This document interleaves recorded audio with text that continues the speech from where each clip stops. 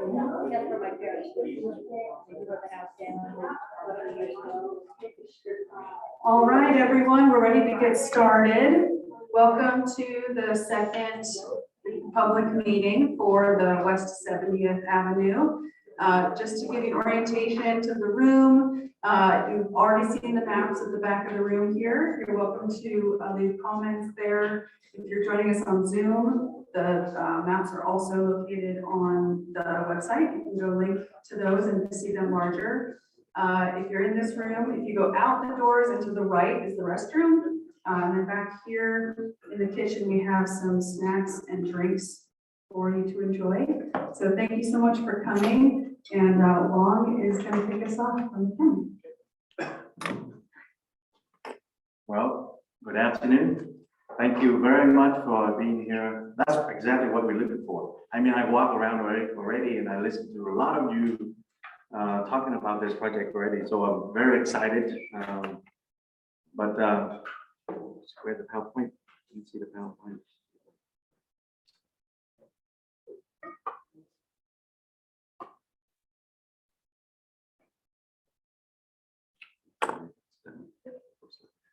So this, I'm sure everybody know now, this is West 70th Avenue. From the limits is from Pecos Street to Broadway Street on the east side.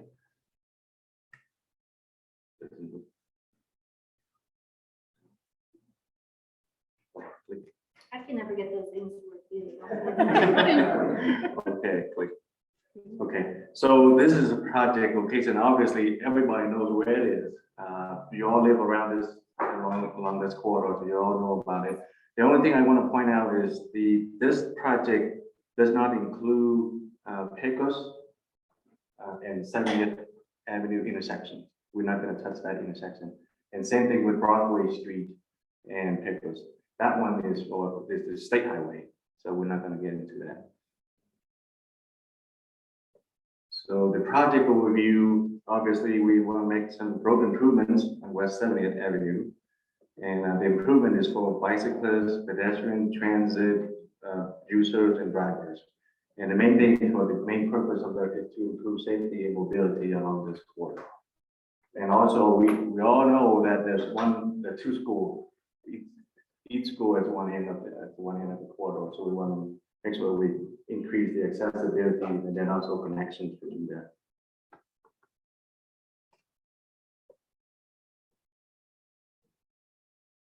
So next slide. So with that, again, I walked through and a lot of you already have comments on the alternative. That's exactly what we're looking for. It's so great that you guys help us this way. So this is basically, we're not even into a 30% design. So this one is mainly to develop some alternative based on the first public meeting that we heard from you all. Some of you say, yeah, I didn't have opportunity to participate in the first public meeting, but we have a few, and then based on their comments, and we develop these alternatives. And again, we're looking for your guidance, your input, because ultimately you are the roadway user for this corridor. So we look very value your input. So please mark up, put comments on the alternative, and put a sticky note, green for yes, yellow say yeah, maybe, and a purple so no. So things like that. So please put a note in there so to help us determine. So now it's the best time to get your input in because we haven't developed the 30% design yet, and that's what we're looking for your guidance. So we can guide us to make sure that we design something that meets your needs. So with that, I would like to turn over to Molly to go over so far the progress that we made so far. Thanks. Thank you, Lon. I'm going to put this microphone down and try to project. Does that work still? Excellent. Okay, so far progress today. Well, my name is Molly North. I'm with Mead & Hunt. We're one of the consulting firms. Let's introduce our team here. Long, you met from Adams County. Nathan is from AIRS. He's one of the other consultants. PJ is also with AIRS. Kyla is also with Mead & Hunt. And Renee in the back is also with Adams County. So, And Rob in the back is also with Adams County. So if you have questions as we move forward, this is the staff that can answer questions. So progress to date, as Long mentioned, we have taken some input so far. Our first stakeholder and first public input meetings were last fall. That was an initial, like, this is what we see on the corridor. And it was mostly a listening session. What do you see? What do you experience? What are your concerns on the corridor? We took this information and put together 3 designs that you've seen in the back, and we're taking these designs to stakeholders.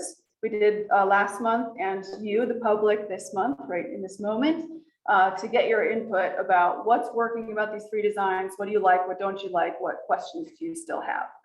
We are still, as Long said, in the design process. So this is a great time for you to tell us what you like and don't like.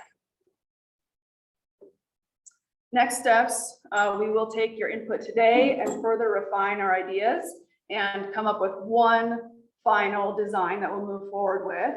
And we'll bring that back to you for another, more input. So to stakeholders, I should mention, includes agencies like RTD, CDOT, the schools that are on the corridor, the park that's on the corridor, the fire station, that we're in here. They obviously use this corridor with their large engines, and so making sure it works for their needs, and as well as the sheriff.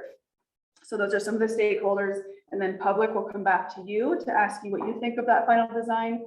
And then broadly, we've got final right-of-way plans. So this is like, yeah, can we stick with it every challenge? Okay, so right-of-way plans. This is finalizing, once we have a final design, the right-of-way that we need to make that design come to fruition in the corridor. Beyond that will be final design in winter of 2023, and we anticipate construction of whatever the final design is to start in summer of 24. So I want to review the feedback that we did receive in those early meetings from the public. Many of you maybe participated in that. So we asked, what's the biggest issue you experience on 70th? Open-ended question. We had 3 people said sidewalks, 2 people said bike facilities, 2 said road conditions, and 1 said speeding. So that was kind of our big picture. Our next question was, what is the most important element on 70th? And this, we gave you multiple choice. So the most important element at 6 responses was speeding, followed closely by 5 people said sidewalks, 3 said bicycle facilities, intersection safety, and landscaping. And then 1 person said business access, capacity, and transit. So these are some of the kind of concerns we're hearing about on the corridor as we think about design. The next question we asked was for you to rank the importance of specific design elements. This is a lot of information, but the big picture takeaway here is that the most important things to the public that we heard were safety at intersections, improved pedestrians, and sidewalks or multi-use paths. So it sounds like really, safety and prioritizing people in the corridor. And the next thing we asked was, in general, what design do you like? So the first one was the county design, which is 2 lanes in each direction. Nobody liked that design. The second one was a shared use path. The shared use path is a separate path that's usually 10 feet wide. It can be used by people walking, biking, using strollers, dogs. It's a little bit more of a typically kind of a regional trail, but it can just go alongside a road like this. 7 people liked that. The buffered bike lane. So this is bike facilities on the road. This is between the curb. It's on the same level as the cars driving, but it's separated by a painted buffer. And the 10 people liked that option. And the 4th option was a median. So this is an illustration of a median with some landscaping, maybe some grass and a tree or a bush in the middle. And 5 people really liked that median. We also received feedback via email and social media. Via email, we heard that speeding is an issue. We should consider an additional traffic signal and that the weight restriction needs to be enforced for the trucks. On social media, we heard that we need to prioritize safe space for bicyclists. So let's talk about the alternatives. Once we have all this feedback, what are the options that we can move forward with? The first option is no build. The first option is we don't do anything. We maintain the existing conditions. So existing conditions out there right now, you're probably familiar, is that we have minimal or no shoulders in that middle section. There's no sidewalks in that middle section. It's very narrow. The middle section being Huron to Lipan. Do you say Lipan or Lipan? Lipan. Yes, Lipan? Okay. And sidewalks don't meet the current standards for much of the corridor. You'll see this on the north and south side. The current standard is a 5-foot sidewalk, which is about as tall as I am. It's a pretty wide sidewalk, and most of the sidewalks don't meet that standard. And there are no bicycle facilities currently. So that's the existing conditions. And that is the baseline from which we compare the other alternatives. What we can't, we can do something. How does it change from our current no build existing conditions? If we continued with this no build, there would be no safety or mobility improvements, and it does not meet the county standards. So that's not an option we're considering moving forward with. All right, so we're going to talk about the alternatives. I'll say we have 3 alternatives. 2 of them have a sub-alternatives. We have 1, 1A, 2, 2A, and 3. Okay, so alternative 1, we have a median added to the length of the corridor. That's illustrated by this green central piece. If you've looked at the maps in the back, you can tell this isn't the entire corridor because it's very hard to put on a slide. But this is just to kind of help illustrate what the improvements are for each of the alternatives. Alternative 1, we have this median through the corridor. We also have so this is an example of what a landscaped median could look like. It's green to indicate that it would be landscaped. I'm adding some purple lines here. So the purple indicates that there would be new 5-foot sidewalks for the length of the west and middle section. So from Pecos to Huron, there would be sidewalks added. And I'll say that these, and then the third thing is we've added 5 improved pedestrian crossings. So up here, you can see where the crossings are. They aren't all on this. You can see them all on the maps in the back, but there are 5 improved crossings. The improvement means that the crosswalk occurs across a median, so there's a safe refuge in the middle of the street for someone crossing. And it also means there's a beacon. So it would look like maybe a sign. This is an example. There are many different designs, but there's a sign with like a flashing light to help drivers really see that there's a person crossing there. So there's a landscaped median, sidewalks for the west and middle section, and these 5 crossings. Those are the improvements to alternative 1.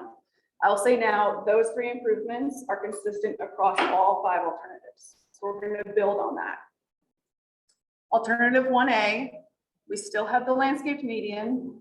We still have the sidewalks in the west and middle section, but now we've added a 10-foot separated shared use path.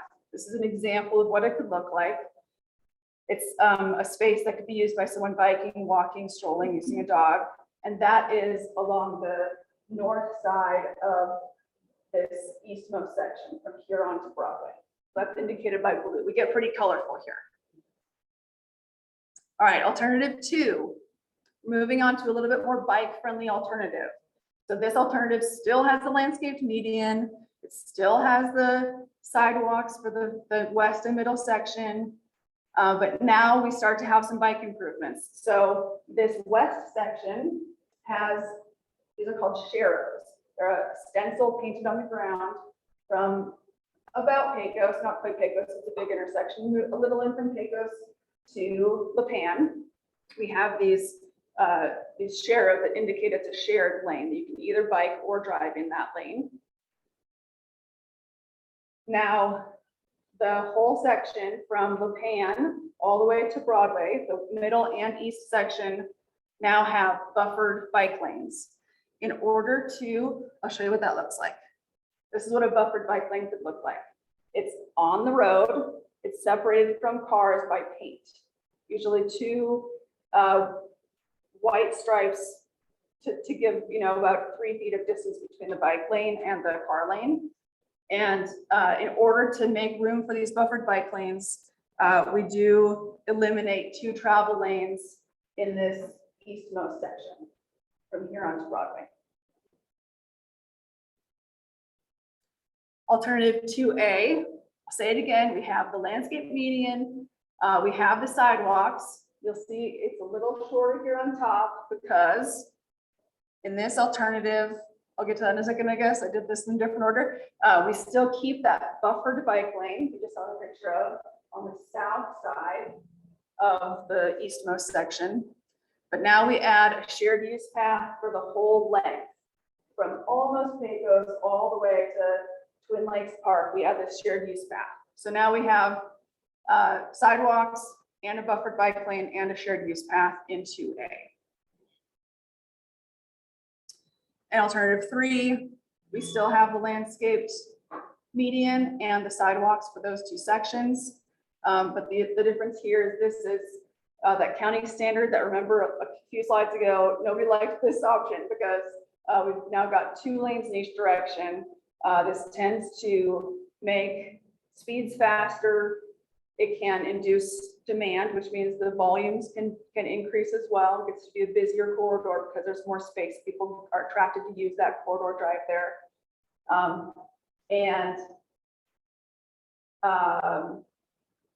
What's to say about this one? It's also because the Lipan to Huron section has such a limited right of way right now because it's so narrow right now. To expand that to have a median and 2 lanes in each direction and sidewalks, it's a really large right of way gap. And so this alternative 3 is the most expensive and doesn't include any bicycle facilities. So this is not an alternative that is very favorable at this point. I will move on to, so I guess we'll save questions because there's a lot. Level of service. Level of service is based on vehicles being able to move through the corridor. So you might look at level of service, and if we're used to, grading systems A through F, we think A's and B's are good. But actually, in this rating system, we actually like D's because it means the road isn't overbuilt. If everything's moving really freely and there's no congestion, there's no slowing, then there's more pavement than is needed for the vehicles using that space. So we actually do aim for kind of the middle of the road on this rank.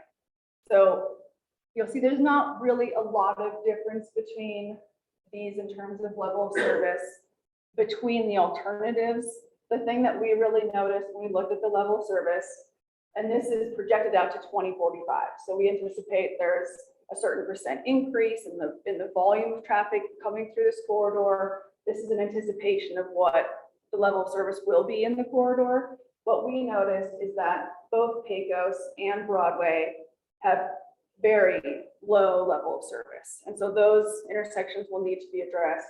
But throughout the corridor, we've got some room to be able to increase a little bit of friction, meaning that we can kind of narrow some things. We can make some room for people to bike and walk, and there's room for cars to still have a good level of service if we put in some of those multimodal facilities. All right, screening matrix. So this is a lot to look at. So I'm gonna make it a little simpler, a little at a time. So this basically we're looking at, these are our alternatives, 1, 1A, 2, 2A, and 3. And then across the top, we have 9 characteristics that we looked at in terms of how does this alternative perform. Those characteristics are like cost, safety, comfort, things like this.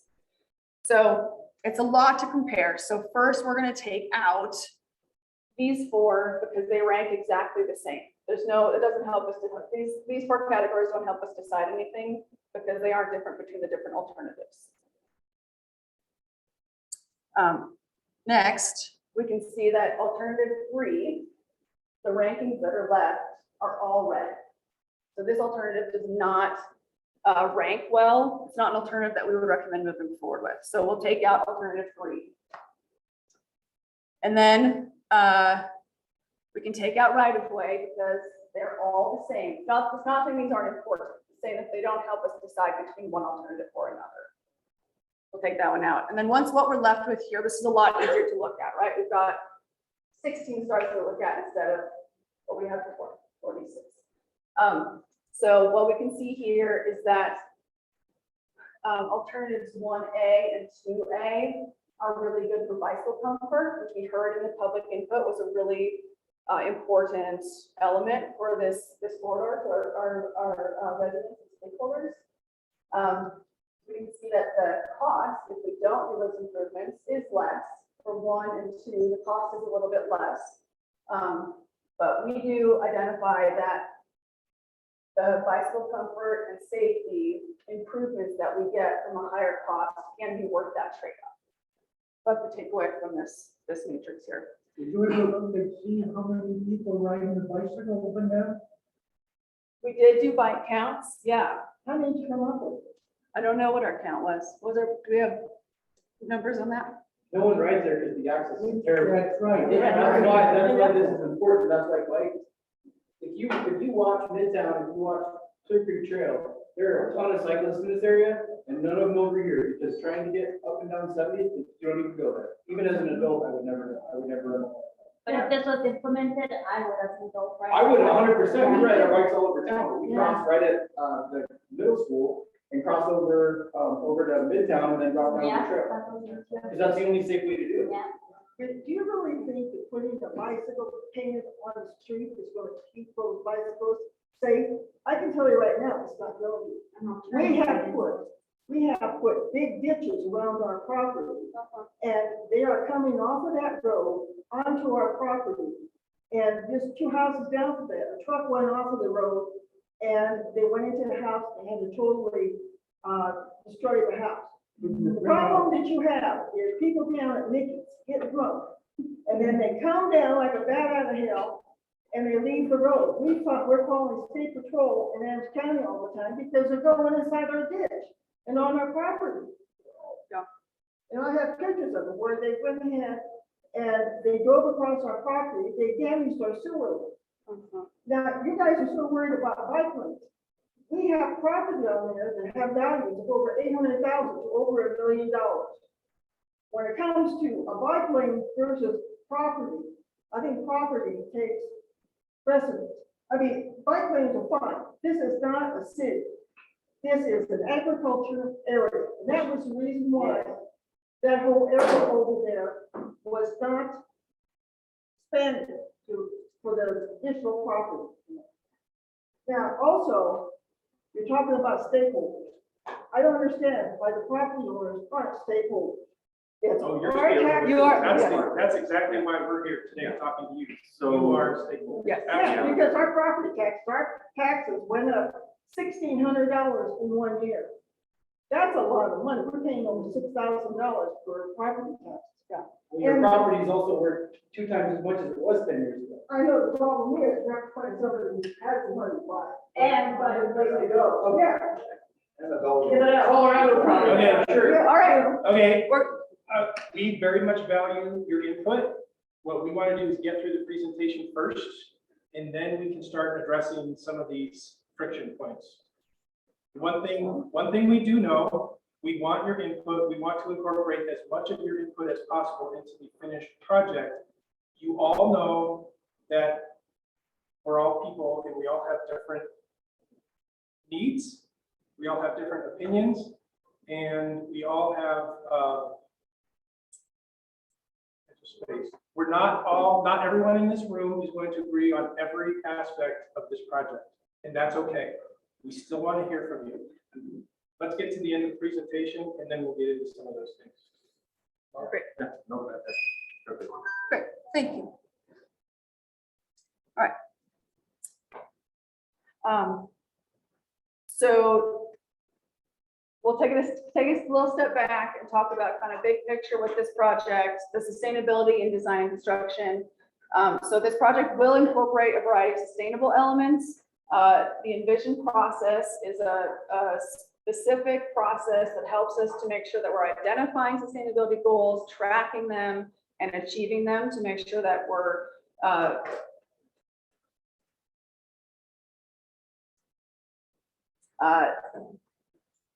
evaluating that as we go. The tree amenity program, I've got another slide about this, but it's part of the goal of this project is to increase the number of trees along the corridor. Trees along a corridor help to improve the experience for people biking and walking. It helps to actually slow vehicles because there's something to kind of look at. It's more interesting. It does slow vehicles down to have trees in place, and it also can help with drainage. The low impact drainage design and development is also one of the sustainability goals, to make sure that as we're putting in the landscape median and other drainage along the corridor, that we're being cognizant of drainage and where all this water is going to go when we have rainstorms. So why sustainability? Why do we care about sustainability? We often talk about this in terms of social, economic, and environmental, or people, planet, profit. We want to make sure that we're meeting the needs of the present without compromising the ability of future generations to meet their own needs. So that's the why. We want to make sure that we're leaving some left for our kids and our grandkids. The goals for this project specifically are to plant more trees that are removed, maximize participation in that tree amenity program. These trees are offered to the property owner at no cost and installed by either the county or a consultant, and then managed by the owner. We want to reduce water use, and we want to manage stormwater. So there's lots of different design things to kind of make sure that we're managing all these things to improve sustainability as we move forward. One more about the tree amenity program. It's an agreement with signed by a notary.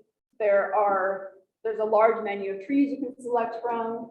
As I mentioned, the tree will be installed by the county, but then managed by you. So that means you prune it, you water it, you help keep it alive. And the trees are just 1 inch. So they start as little trees, and then you help them have a long life. All right, so understanding types of wastewater. So as I talk about what does it mean that we're working on drainage to work in the water, there's sanitary sewer, which goes from our homes to a sanitary sewer district. That's different than drainage. That is part of a roadway design. That's more of we have catch basins that help take this water either into landscaping or, to the river. We've got a river really close by here, at the Twin Lakes Park there. Okay, so I guess first question, and we can do it with a show of hands perhaps, just to kind of get a quick sense, would be did the alternatives that you saw in the back and that we just reviewed address your concerns about existing issues on the corridor? And I guess if you feel like that's true, if you feel comfortable raising your hand.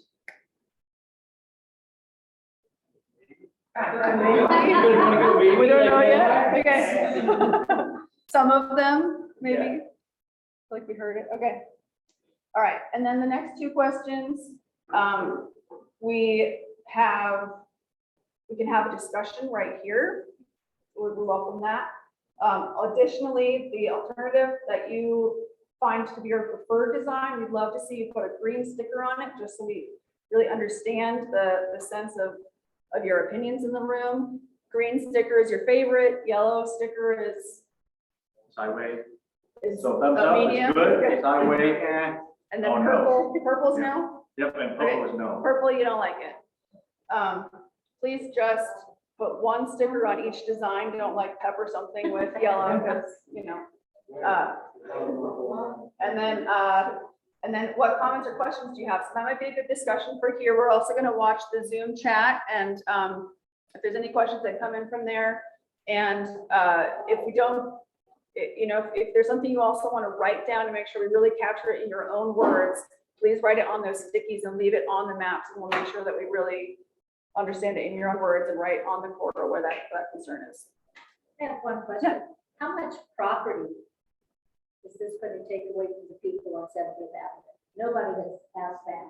Because you have a 10-foot wide sidewalk on one side, or if you put 5-foot sidewalks on each side, how much property is going away for those people? A lot of things to lane. So at this point, we can't determine exactly yet. Like, that's why I'm saying that we just develop these alternatives. And then once we get down to select the preferred alternative, then we dig down to deeper the design, then we will define how much right of way that we need from each property. Right. Because at this point, you can approximately say, yeah, if they're adding 10-foot sidewalk, that could be 10 foot or more, a little bit more for the sidewalk of that side. Because for final preferred alternative, when the third meeting, then we'll identify how much right of way for each property that's needed from that. Because right now it's too early, too premature. So like right now, you said the 10-foot where the bicycles have people would be on, did you say the north side of Pecos? Yeah. People, I mean, on 70th, people need to know what side all this is going to be on and how much it's going to take. Yeah, oh yeah, Because they might like plan number 2A, correct. but when they realize how much is going to be on this side of the street versus this side, they might not like it. It's going to have to be on the north side because the other houses on the south side are too close to the road. And they're not going to want to spend the money to buy those houses. And you are somewhat right, because when we have we call stakeholder, when we meet principals of the class of the school, both schools, we say, what is the traffic for students coming to your school? And the principal say, well, majority is in the residential on the north side. That's when all students will coming down. So we say, okay, if that's the case, then we need to have that multi-use path or bike lane or whatever they're on the north side. But we don't want to restrict on the north side. That's why we see some alternative. We still have sidewalk on the south side to make sure the connectivity, and that's how it came about. If you put a median going down 70, how are we going to turn into our property? If you have a raised median, how are you going to turn into our property?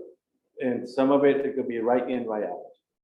Some of the property along there, then you have to come in and right, turning right, or turning right. That's bold. Well, see what the raised median, that's what we say, the benefit of it, I think we explained a little bit briefly that the raised median is try to make the truck driver or the drivers that have exciting speed, they will feel that restricted. And that's why they slow it down a little bit. If we have a 2-lane on each side and it's open, they're gonna sit down 60, 70 miles an hour. So with this raised median, that would help control the speed. That's one.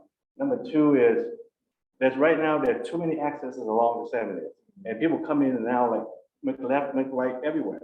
So that's not safe for the public also. So either way, that we want to control somewhat the accesses to do that. Get rid of the trees. You don't need a median of trees going down there. Is Adams County going to trim those trees going down the median? We can't even get them to replace the damn sign. So that's what it's shown that way, but it could be that during the design phase, we look at it's going to cost too much to plant a tree, it's going to cost for long-term maintenance for the irrigations and things like that. We may have some zero speed. We may have some rocks and things like that, but not have trees. Maybe we have raised median, but we don't know at this point what material it's going to be. That's not a good discussion. At this point, that's what the race median shown. But then you can say, well, I have multiple, trips go in and out here. I have big trucks coming in and out, whatever there. And we can consider, we say, well, we look at it and say, okay, it makes sense that for this particular property owner to have so many trips coming in and out, we could look at it and see. We're not gonna promise anything because at this point, we can't promise that, yeah, we're gonna fix, otherwise, Mr. A say, nope, I don't want the raise median. Ms. B say, nope, I don't want, then we go back to what we, it would go crazy. It's a smart thing to do with do nothing and go by yourself. Well, that's just one of your input, but other people would say, I don't think so. Shut down, Nancy. I'm sorry. I'm sorry, please. And you know, the fire station being right here, that's a main drag.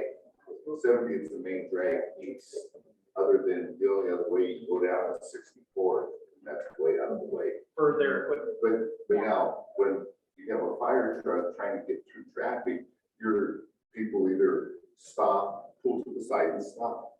But the race meeting, that's and that's very tough. We did review these designs with the fire marshal from this station. And she gave it the okay for the width that we had, because the one concern she had was the bike lanes do narrow where there's only one lane in each direction to accommodate the bike lanes. But because the bike lanes have the painted lanes rather than a vertical barrier or a concrete or a planter, vehicles can pull into that bike lane to allow the engine to get past. So it does have the width that they require. Was that, which plan was that with the painted bike lanes? 2 and 2A. 2A, I think, yeah. Do you want to see? So one thing I do want to take a moment and point out, and this seems obvious, but I want everyone to be really intentional about keeping this in mind. There is no solution that will meet it will fix every issue out there. There just isn't. Flying cars. Yes, Well, you are right. that's a good problem too. And so I want everyone to really try to keep an open mind about what we're trying to accomplish, which is improvements for the community. And you are the community. Let's came up with the 2 schools. What came up? Why you know? So for this project, you think? Yeah, why not? Renee, you want to answer that question? Is that he's my supervisor? He is involved from the beginning. You know how I believe If you can ask that question again?